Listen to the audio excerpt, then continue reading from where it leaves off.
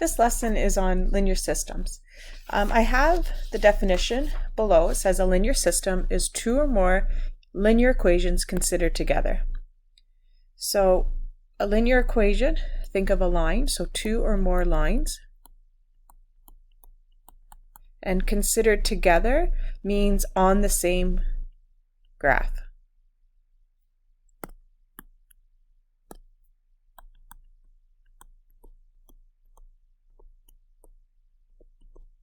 Okay, the definition goes on to say the solution of a linear system of two equations is the point at which their graphs intersect. So we call that the point of intersection.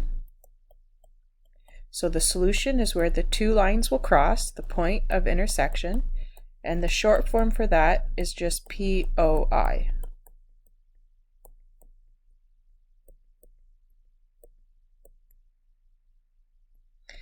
The coordinates of a solution must satisfy both equations, and that means that in a left side, right side check, left side would equal right side. All right, let's go ahead and look at example 1. The instructions say to solve the linear system. So when you see those four words, you need to think, find the POI. So to solve the linear system means find the POI, and we can see I have two lines considered on the same Cartesian plane, and the solution is where they cross. Remember, the solution is the point of intersection. And so here we've solved the system. The point -2, 2 is on both lines. It satisfies this line, y equals x plus 4, and it satisfies this line here, y equals -1/2 x plus 1. All right, let's take a look at example 2. Example 2 says same instructions, solve the linear system. So we know that solving the linear system means find the POI. But we're starting with the equations of two lines, not graphed for us. So we have equation 1 and equation 2. So we can't find the POI until we graph the lines. So let's put that as the step above. So we have to graph the lines first, and that allows us to find where they cross, or the point of intersection. And then remember, that is the solution. All right, so let's start with our first line, y equals 1/2 x minus 3. Since we're graphing both these lines, we remember that we have three methods of graphing. I'm going to graph, since this is an mx plus b form, using the m and the b. So make sure you do your prep work and write down your m, write down your b. And now we'll go ahead and graph. So my Cartesian plane is set up for me, arrows on the ends of the axes, x and y is labeled, and I have my scale. So b is -3, we'll plot that first, and then we remember that 1 is the rise, and 2 is the run. So I'm going up 1 and to the right 2, up 1 to the right 2, and then I'll go in the other direction, down 1 to the left, down 1 to the left. Okay, so we'll draw our line now. We're going to make sure our line extends from one side of the graph from the other. Now my line isn't drawn accurately. Since we need to see where two lines cross, we need to make sure we draw our line as accurate as possible. Okay, now we'll go ahead and put arrows on the ends, and we'll label with the equation. So that is y equals 1/2 x minus 3. All right, let's go ahead and do our second line. So our second line is x plus y equals -6. I'm actually going to write that up just so I have a bit more room for my solution. So this line is in standard form. So I could do x and y intercept method to graph it, but that's not as accurate. X and y intercept method, let's just pretend if these are our points, I only have the 2 points to draw my line, whereas on the last graph our line that I plotted, I have lots of points that I could draw, so it's more accurate. So I'm actually going to change this into mx plus b form. So the y will stay, x comes over, or we'll subtract both sides by x, and the -6 stays where it's at. So now I'll list my m, which is -1, and my b, which is 6. And we know this -1 slope is the same as -1 over 1. So I have -1 as my rise, and +1 as my run. So, and I gotta make sure I wrote down 6 as my b value, but we can see it's actually a -6. All right, let's go ahead and plot. At -6, I'm supposed to go down 1 and to the right, but I can't, so I'll do the opposite. Up 1 to the left, up 1 to the left, so I can see where they cross.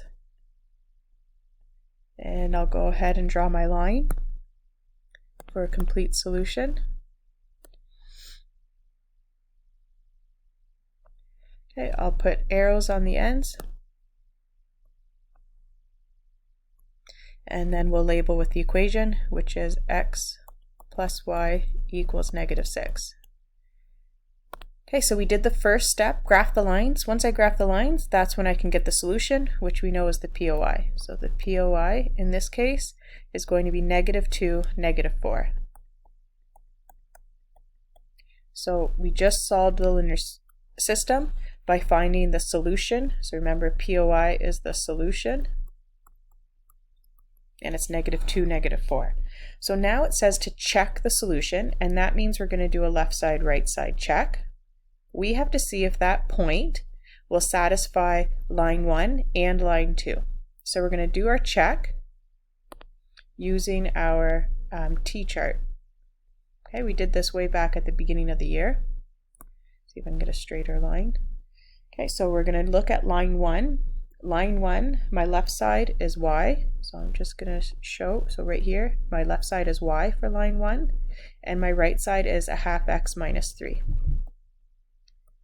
So now what I'm going to do on my point, -2 is my x, -4 is my y.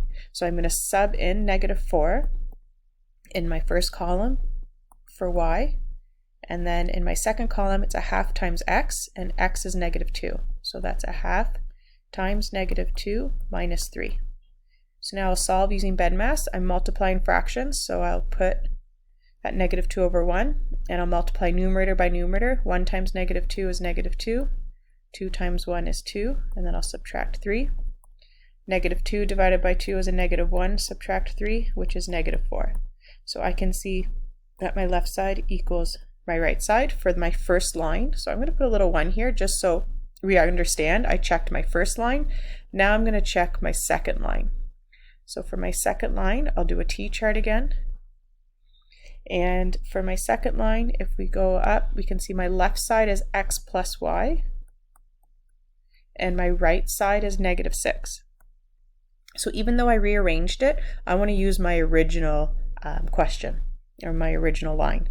So for x plus y, I have to put in -2 plus a -4, and that's going to equal -6. And on my right side, I have the -6. So I have my left side equals my right side as well for my second line. And now I make a conclusion and say, since left side equals right side, therefore the solution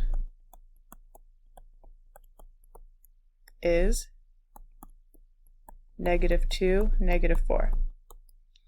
So what's new today is finding that point of intersection. We already know how to graph and remembering our checks.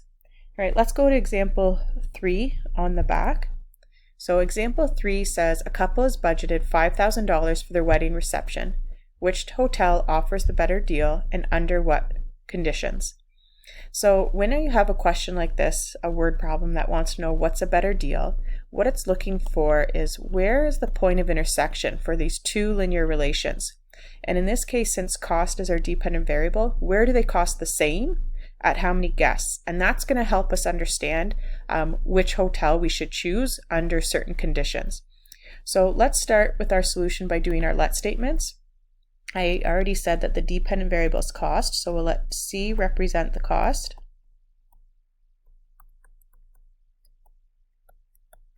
And we'll let G represent the number of guests.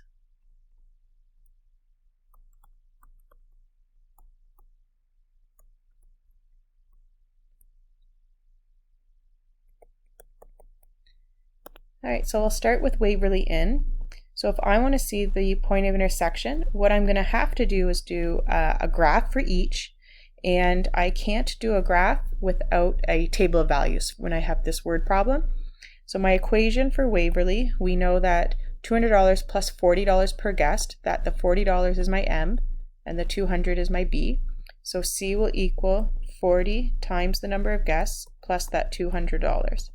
And now let's go ahead and we'll make a T-chart for that information. So remember, we choose our values for number of guests. So since this is a wedding, I'm not going to count by ones. I'm going to go ahead and just count by 20s. So if I have 0 guests, 20 guests, 40, 60, 80, 100. And now we're going to sub 0 into the equation. So it's 40 times 0 plus 200 would be $200. Now we'll sub 20 in. 40 times 20 is 800 plus 200 is 1,000. 40 times 40 is 1,600 plus 200 is 1,800. And we can see it's just going up by 800 each time. So for the rest of the values, I would have 2,600 and then 34 and 42. Okay, now I'm going to go ahead and do the same for Hotel Niagara. So for Hotel Niagara, we're going to write our equation. So I can't see it on my page, but you guys have it in front of you. So I'm just going to read it off mine. I have my page in front of me too. It's $1,000 up front and then $30 per guest. So that would be 30G plus 1,000. So when I do my T-chart for Hotel Niagara, I'm going to use the same values that I did for Waverly Inn. So 0, 20, 40, 60, and 80. Okay, I'm going to pause my video and go ahead and fill in this table, and you do the same thing. Okay, I finished my T-chart for cost for Hotel Niagara. I went ahead and drew quadrant 1, and I counted by my scale of what I used in the T-chart along the bottom.